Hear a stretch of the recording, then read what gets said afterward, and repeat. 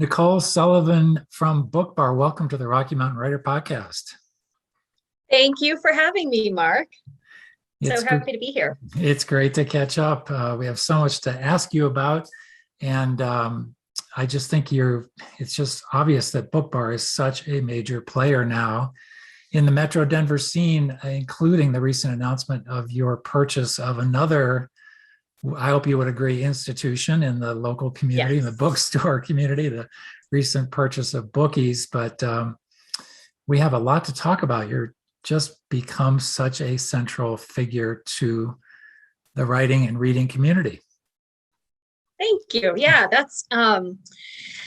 it's definitely something I want to aspire to, is to create a place for readers and obviously a place for writers, and support both as much as we can. Not to mention the wine. And then there's the wine, which also supports readers and writers. Yeah. That initial idea of putting those two things together was key to you, correct? The idea of just having the bar and the bookstore right there in one space. Yeah, it was purely selfish reasons, honestly. Back then when I opened the store 8.5 years ago, my kids were still little. And at the end of long days, I, like a lot of mothers, would like to sit down, have a glass of wine, read a book. Fathers too, I'm sure. Maybe whiskey. I don't know. That's what my husband likes to drink after a long day with the kids. Tequila here. So yeah. Right. Everybody's got that. And we now have a full liquor license. So it's not, wow. Yeah, we can talk about that later. But yeah, I'm moving back. I'm officially moving back to Denver. Yeah, so now we have it's not just beer and wine and coffee anymore. Now we're serving up literary themed cocktails. Nice. Wow. So yeah, it came from purely selfish desire of wanting to have a place that was not my house that I had been in, most of the day, and just wanting to go out and be around other people and be in a social atmosphere that is not like a bar, or not hanging out in a loud restaurant, but I envisioned, just being able to hang out at a bookstore and sipping a glass of wine at the end of the day. And then also having a place for book clubs to meet, because I recognized, as my own book club grew and our families grew, that it became harder and harder to host book clubs in our own homes and everything that goes with it. It's harder to get to the grocery store if you have babies or small children. It's definitely harder to get to the liquor store, get your house clean up afterwards. So I thought, wouldn't it be great if there was a place that was conducive to hosting book clubs, and where you could order small plates and not feel like you have to get a full meal. And again, that's not a loud, crowded bar. So I just recognized that there needed to be a space like that. Yeah. And you opened at a time where that certain big online bookstore had already really established itself very, very well. And you're also opening in the shadow of another major independent bookstore that's a national institution and got a national name brand to it. There was the business plan the banker might have looked at the business plan and said, this independent bookstore, and there's already a big competitor, and there's that online presence. On the surface, it didn't maybe seem like the right time, but you went for it, and you went for it big. I mean, you did not hold back. Yeah, I tend to do that. And we keep going. I mean, we're still growing. We have these long-term plans. It's been in the works for a long time. I think 6 years now. We've been working on drawings for an event-specific space. If you've ever been to BookBar, maybe you know the old garage that we have out back behind our patio. So we finally been able to submit the permitting to the city So we're getting that much closer to being able to pull a demo permit to knock down the garage and build out a space that it'll be about 2,000 square feet, 2 stories. The first floor will be a dedicated event space with a mini bar. Wow. So that we can, Mark, that, hosting events, the kind of events that we're doing and the number of events that we're doing now. It worked when we first opened as a new small store, some local authors. But now that we have more and more events, I mean, not, the past couple of years, obviously, but it's just not, we ran out of space to do an event well. So we'll be able to host author events back there and have a more professional audio video layout, and have a space that's kind of separate from people that are chatting at the bar, because in the past, sometimes the authors and the bar crowd kind of compete with each other. So it'll be great to have just a dedicated, and then that will allow for some overflow if we get busy, to maybe have book clubs specifically meet back there, and also to host private parties. Excellent. That's outstanding. So we can that's our next one of the next big projects. So the purchase of Bookies, which is roughly it's down off Colorado Boulevard on the east side. What's the cross street there? Mexico or no? Mississippi. Okay. It's on Mississippi, just east of Colorado. Right. Are you bringing the BookBar brand there, or do you leave Bookies to have that look and feel of Bookies? Yeah, it will stay the Bookies. Okay. It's not intended to be a second book. The way I've been explaining it is that, a couple of things. I just don't have any, I obviously have a lot of interest to do new things. I don't have any interest to recreate things. It doesn't feel exciting to open a second location of BookBar and to, try and redo that concept elsewhere. I think it works so well, partly because of where it is, the community that it's in. And it's so unique that to try and replicate it would just feel like doing the whole brand a disservice. Yeah, right. And the Bookies is, like you said, it's such an institution. It's 50 years old. I've owned it now for about a month and a half. And every time I'm down there, we hear story after story about the Bookies history, the Bookies lore, about, we meet customers that tell us that they first started shopping at the Bookies in Sue Lubeck, the original owner, in her basement before she moved to another location, and then eventually to the current location. And so many stories, as there would be, that come out of a bookstore in 50 years. And there are so many people that are just hardcore dedicated to the Bookies, and that have been shopping there for years, shopped there when their kids were young, and now are shopping for their grandchildren. So it goes back generations of memories and loyalty to that store. So it's very important, I think, to keep the brand and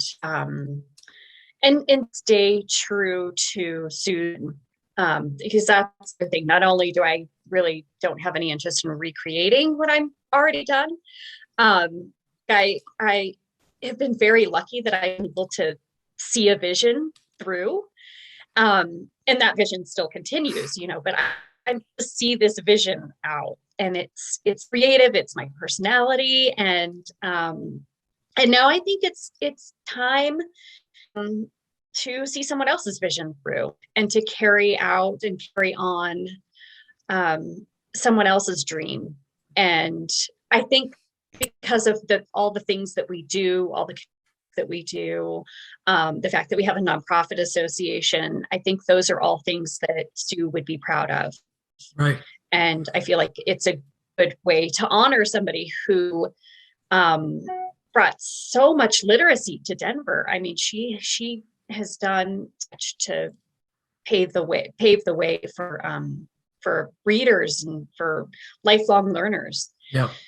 and lifelong independent bookstores.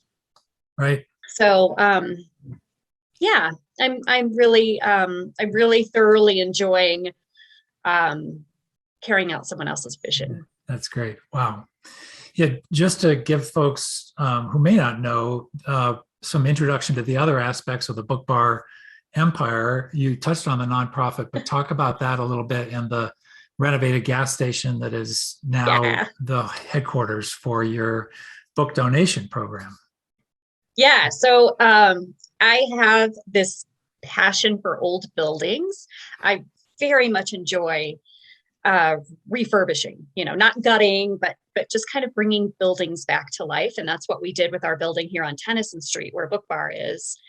I think it's just such a great space, and it's part of the building is an 1896, and then a retail space was added on. And so I just think it's so important, especially for a bookstore, to just kind of keep that history intact. And so for the nonprofit association BookGive, I actually was originally looking for a warehouse, but then when we came across this service station, it just made so much more sense for so many reasons, because there's such a history there as well. It has been that particular corner on 49th and Lowell. The address is 4890 Lowell. That particular location has been a gas station since the 1920s. So the family that we bought it from, they had been there for 40 years. And so they gave me pictures from, many decades ago when it was a gas station. And then they had it for 40 years, and it was one of Colorado's last surviving full service gas stations. And a lot of your listeners who are familiar with Northwest Denver will probably remember it. It was the Regis 66 building. Al, a lot of people in the community know Al, and he's just this really great guy. He'll tell you jokes and story. He has a joke for everything that you say.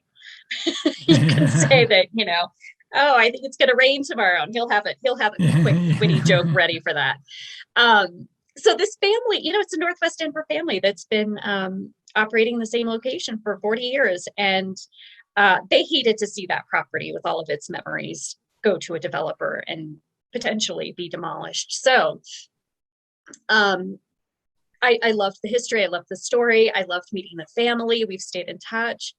And so it was just a great way to, again, pay homage to the history of Northwest Denver, to save an old vintage cool building from being demolished and developed, and to add something to that particular community. It's perfect because it's just a couple blocks south of Regis. Right. And we're currently in the process of getting our certificate of occupancy so that we can open to the public.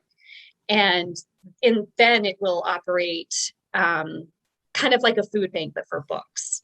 Right. So how it works is, so it's, if you think of an old service station, there's a couple of garage bays.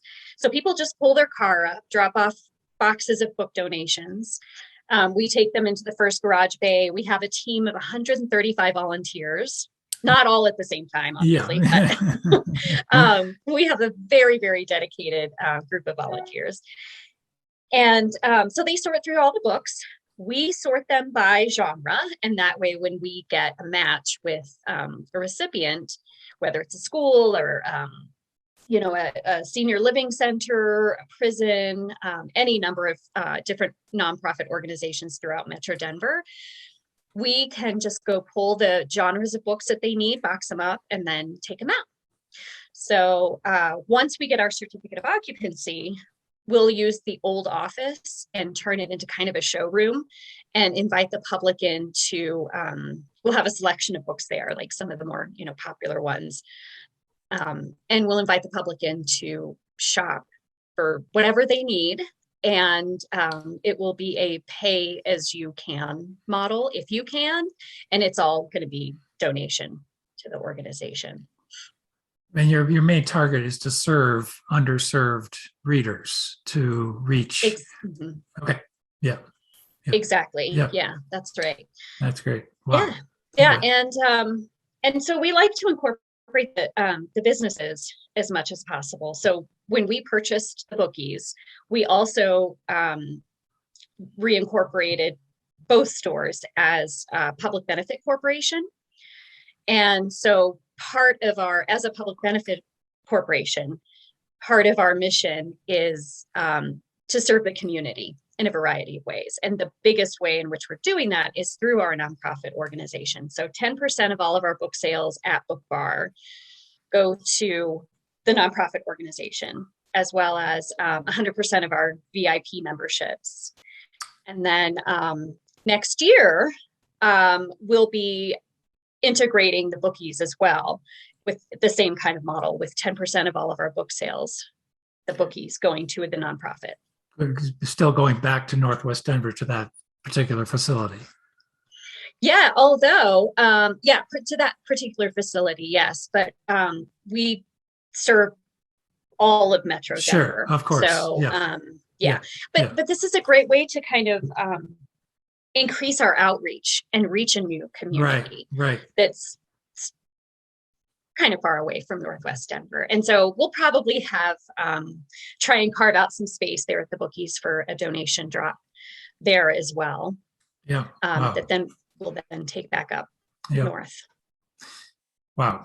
Well, before we get to the business about how BookBar works with local writers and local authors, the last piece of the BookBar world I just want to touch on fairly quickly is your whole publishing new enterprise as well. I know you have at least one title out already. Yeah. The plays, the mini plays, the short plays. Mm-hmm. But anyway, talk a little bit about that. Yeah. So we published, during the pandemic, we had some time on our hands, I guess. So we published a book of plays that had been performed at BookBar. We partnered back in 2018 with Denver Center for the Performing Arts. And we did a series of microplays throughout the space. And it was a 4-week run. So we closed early, and then we had a couple of different showings each night of these plays. And these playwrights are all local authors. DCPA tried very hard to work with marginalized playwrights. And during the process of hosting these play performances, I thought I had been kicking around the idea for a while in my head of trying to publish something. Just, I like to kind of learn about the entire industry. And I thought this would be the perfect first book publish, because we're supporting local playwrights. It's a partnership with DCA. It's just kind of a great way to sort of dip our toes into this world. And it was fantastic. It was a great first learning experience.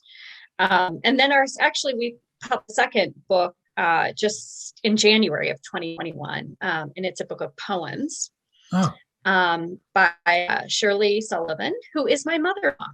And she is it wasn't just nepotism. She is a legitimate, amazing poet. Okay, Nicole. Sure. And, and so I really lovely poet. Like she deserves to be published. And this is something that I was just so pleased to be able to do. That's for her. Great. Wow. Yeah. And then our next book is scheduled to come out next summer. And the only thing I can say about that at this point is that it is a middle grade novel. All right. A little suspense going there. That's good. Yeah. That's great. Wow. All right. So that's just maybe am I missing any of the big chunks of the BookBar operation so far? I think the other thing I'd like to say about the small press is part of our business model that we have not yet quite gotten to is that we also want to provide author services. So we want to be able to publish books for people under our own imprint, BookBar Press. We anticipate, publishing just a handful of books a year at most. But we also want to be a tool for for local authors to be able to use our publishing services under their own imprints, or to just provide consultation. So we're building a team of professionals that can help authors with the process along the way. And, as booksellers, we see so many authors come in with their books, and so many opportunities for more services that we see that they may need. And so we want to be able to provide that. And we'll be a full service bookstore. So, author services would be along lines of what kinds of services would you offer? Right. Yeah. So, like a menu? Yeah, exactly.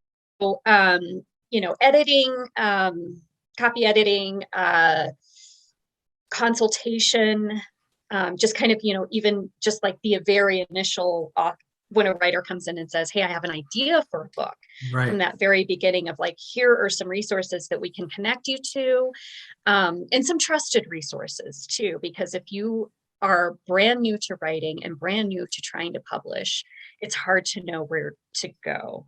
So we'll be kind of connectors with people that we trust and know.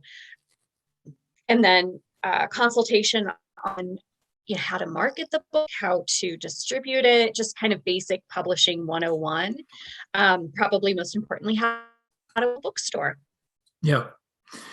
Well, and that's a great segue. Just one of the reasons I wanted to bring you on the podcast for Rocky Mountain Fiction Writers and our many hundreds of members locally, wanting to know, once they do publish a book, they want to get that book carried on your shelves. What can you walk us through your process, just for your local onboarding for a local author? Assuming I'm assuming they're not being carried by one of the major publishers, or maybe being carried by a smaller independent publisher, or the author has self-published. Yeah. So we have a consignment program that we'll often point people to, and it's on our website, .com. And if you go to the book tab to local authors, there is a link there for application. Different stores, of course, do their consignment programs different ways, and their options will be different. But for the most part, it works kind of the same across stores. So yeah, we for our process, we just ask authors to fill out, to bring it back with one copy of their book, and then our local author coordinator, Becky, reviews it. And then if we check all the boxes, then we will have a contract, and then we keep up to 3 books per author, and it's a 6-month consignment period. The split is 40-60, so the author gets 60% of sales. And then if books sell during that 6-month period, then we'll ask for more, or we can come together and decide, what next steps are. So yeah, it's a great way and there's no fee for it. So it's a great, I think, relatively easy way to get books on shelves and to start a relationship with your local bookstore. Yeah. What are some of those boxes that Becky will check in terms of quality or look and feel, content? Yeah. I mean, so, of course, we don't have time to read all the books, but if the things that we look for are just the things that make the most sense for the book to sell. Of course, we both, the author and us, we want the same thing. We want your book to sell. And so we look for, having a spine, being professionally bound, first of all, like not spiral bound or anything like that. And having the title and the author name on the spine. So for shelving purposes, having an ISBN is super important for inventory purposes. And then, other than that, just basic, we'll do a quick glance and make sure there aren't any major editing, spelling, Yeah. grammar issues that pop right out at Yeah. us. Yeah. And what in your experience, you've seen so many events, you've hosted so many events for authors coming through BookBar to do a event, whether they live in Denver or you have many touring writers obviously coming through. Talk a little bit about what you've learned observing writers. What separates successful writers from those who are trying to just break through or get to the next level? What are some of your tips and suggestions? Ooh, so I am not a writer yet, so I don't have any like insider writer tips for you. That's where you guys come in. But as a bookseller, I think the authors that do the best are the ones honestly that booksellers, that bookstores really want to work with and make it easy to work with. We've run across authors who expect their book to be an instant bestseller as soon as we put it on our shelves, and maybe have some real unrealistic expectations. So that's always a little difficult. So I think that the authors that do their homework, and ahead of time and know what to expect as far as marketing and distribution, and know what to expect as far as what we can do for you as a bookstore, and maybe unfortunately sometimes what we can't do for you as a bookstore. And then knowing just some of the basics about the business, how distribution works, how marketing works, the importance of having your book on Ingram, with a standard discount, returnable, yeah, because that's often very important for bookstores. And then doing the work to get your book sold, telling your friends and your family to buy their book at an indie bookstore, and not send the a link around everywhere. Right. To not rely right. on that. Yeah. And booksellers, bookstore owners, we know, when an author is doing most of their promotion and most of their linking back to Amazon. And it goes such a much longer way if the author is very indie friendly. And then just, you got to getting out there and just marketing it, and being everywhere on social media is huge and helpful. And, writing some blogs is helpful. And just in getting to know your indie bookstores as much as possible. Yeah. And so if you are local, developing a relationship with the store, and being a customer, showing up for events and other writers' events and things like that. Absolutely. Yeah. And taking advantage of any of the programs or events that your local bookstore might be offering. Like you'll probably remember that we used to, and will again, have a local author happy hour, where once a month we bring together 3 different authors for a signing, and then we have specials at the bar. It's during happy hour by design. And in the past, there have been some local author happy hours that we have hosted that have been hugely successful. And, if each of the 3 authors is inviting their friends and family, we find that the friends and family are buying all the other authors' books. Right. And sometimes it turns into a big party and lots of book sales. So we look forward to bringing that back when things feel a little safer, when it feels safer to pack a bunch of people into a bar. Right. That is awesome. So just in general, are you surprised? It seems to me that independent bookstores are doing fairly well. I don't know. Here we are in 2021, almost 2022. Lots of folks predict the demise of the independent bookstore. I guess you never really can predict. We're all playing vinyl records again, so you never know what's coming around. But obviously, a lot of that has to do with people like you who've put so much energy in building a community and building something that people see a value in this day and age to go into a store and have those conversations with booksellers and wine sellers. But, to have that sense of community around a physical brick and mortar store. Well, I'm just rambling. What is the state of independent bookstores? Are you have your finger on the pulse nationally too? I know you do, about how things are going. Better than you would have expected, I assume. Yes. And it is surprising. I was just talking with a publisher rep the other day, and this is the conversation that we had, just how well independent bookstores are doing right now. And he said, yeah, a year ago, could you imagine that if you had known that we were having this conversation in 2021, that we've had a great year after coming out of a pandemic? And it's surprising. It is and it isn't. I mean, independent bookstores are just so incredibly resilient. We've seen it time and time and time again. Yep. We're like cockroaches. You just can't kill us. Yeah. And I think that I certainly was very pessimistic about, not just independent bookstores, but small business in general when everything shut down last March.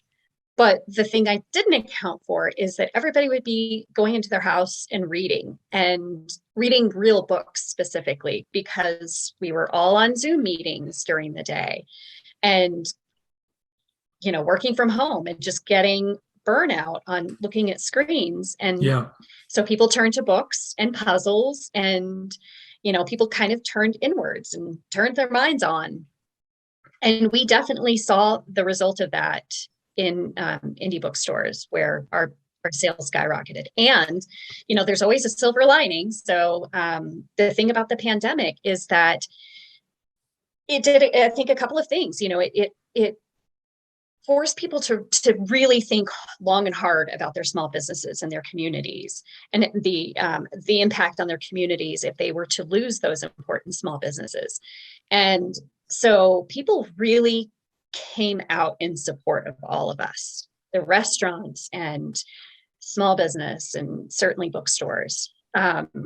So we saw a lot of sales, and we saw a lot of those sales online, which, we've always been able to, not always, but long before the pandemic, we've been able to sell books online and do it well, and do everything more or less that Amazon can. People can order online through our website and have that book delivered to your front door, just like anybody else. But it didn't really sink in until it had to. And so now we've trained a lot of our customers to just go online and buy online from us. And we can even, we have a cargo bike called BookBike Mike. And so we've been doing bike delivery in the neighborhood into two different zip codes, 80211 and 80212. So when people order, and they can choose bike delivery. And it's my husband who gets out. This is what he's been doing during the pandemic, is doing bike delivery. And he enjoys it. And he's met lots of neighbors, and it keeps happy and healthy and busy. That's great. Wow. And gets him involved with the business a little more too, which is nice. That's great. That's great. Wow. Yeah. And the chances are the bike is faster than any of the big shipping companies anyway. Yeah. Oh yeah. I mean, if you order online, I don't hold me to this, but theoretically ordered online today, and you wanted book bike delivery, if we have it in the store, it could potentially be delivered this afternoon. It won't be, because he's not riding the bike today. The potential is there. And it's not only just a fun for us to offer, but it's also environmentally sustainable, which is also one of the our strategic values, is being a public benefit corporation. Oh, wow. So we're really keeping an eye on sustainability as we, have another day in December here in Denver. Yeah. Well, Nicole, what an operation. What an operation. You must feel so proud of what you've put together in eight and a half years, you said? Yeah. I mean, 2013, I think, is when you opened. Yeah. Mm-hmm. Wow. Yeah. We've done a lot. we've had a lot of great people involved, we just have incredible network and community, and it's taken off. Yeah. Well, thank you so much for your time today. As we wrap up, we always like to ask our guests to pay it forward, which is something you do all the time anyway, but we just would love one book or one writer recommendation from you. Yeah, gosh, this is a hard question right now because I have to tell you, I have been reading, this is so boring, but I have been reading nonfiction because I guess I'm a glutton for punishment. I don't know. I just feel like I need to know what's going on in the political world. So Yeah. let me think of something more fun than that. I think